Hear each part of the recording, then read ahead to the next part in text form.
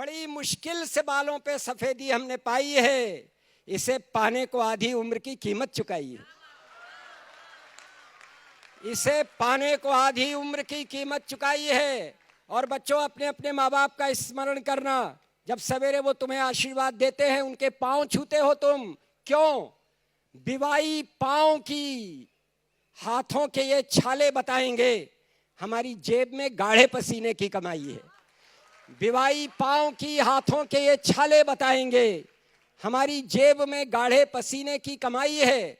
और ध्यान रखना, शब्द की साधना, साहित्य को लिखना अगर साधना है तो उसे पूरी ईमानदारी और उत्साह के साथ सुनना आराधना है।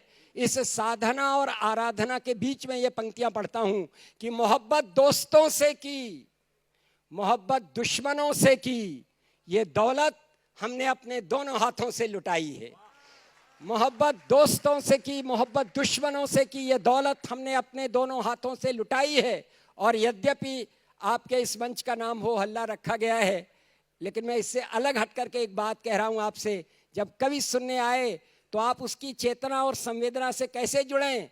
अदब से बांचना उसको, अदब से बांचना उसको कि हर कवि की हथेली पे विधाता ने बहुत गहरी हृदय रेखा बनाई है। अदब से बांचना उसको कि हर कवि की हथेली पे विधाता ने बहुत गहरी हृदय रेखा बनाई है। ये मेरी 72 वर्ष की उम्र मुझे इस बात का अधिकार देती है कि मैं समय समय पर कागज को देख लूं जिसमें मैंने कुछ पॉइंट्स लिख रखे हैं। आज ध्यान रखिएगा, हम कवि जो शब्द की साधना कर रहे हैं, आपकी तरफ से, पूरे देश के नौजवानों की तरफ से 4 पंक्तियां देते हैं कि या बदचलन हवाओं का रुख मोड़ देंगे हम, या खुद को वाणी पुत्र कहना छोड़ देंगे हम।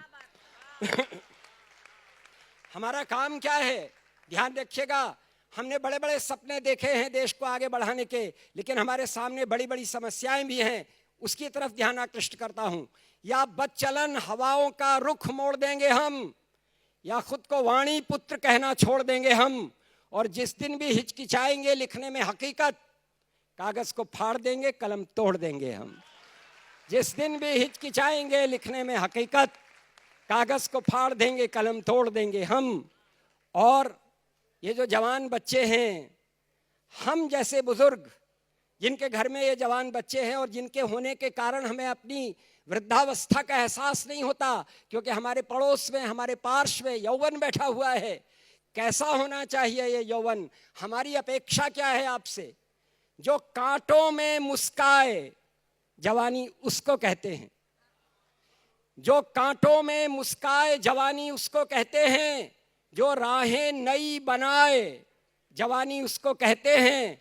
और चलते चलते लड़खड़ा जाए, ये भी मुमकिन है, पर जो गिरकर फिर उठ जाए, जवानी उसको कहते हैं। चलते चलते लड़खड़ा जाए, ये भी मुमकिन है, पर जो गिरकर फिर उठ जाए, जवानी उसको कहते हैं। और इस जवान पीढ़ी को जो मेरे सामने बैठी है, इस श्रृंखला की ये 4 पंक्तियां प्रस्तुत कर रहा हूं। मैं अपनी कक्षा के कुछ बच्चों पर बहुत नाराज रहा करता था। बड़े शरीर थे, बड़े शैतान थे, बहुत हो हल्ला करते थे। लेकिन जब समय आया शहीदों के लिए रक्तदान देने का, ऐसा जो शहादत करने जा रहे थे, ऐसे जवानों के लिए कैंप लगा, तो मैंने देखा मेरी कक्षा के वो बच्चे सबसे आगे लाइन में खड़े थे। और उनको देख करके मैंने ये 4 पंक्तियां लिखी। वो पंक्तियां सुनाता हूं आपको कि असंभव लग रहा हो जो, उसे संभव बनाती है। हिमालय को हिलाती है, समंदर को सुखाती है। जवानी बेहिचक नजरें मिला लेती है सूरज से, मगर बूढ़े दिए के सामने सर को झुकाती है।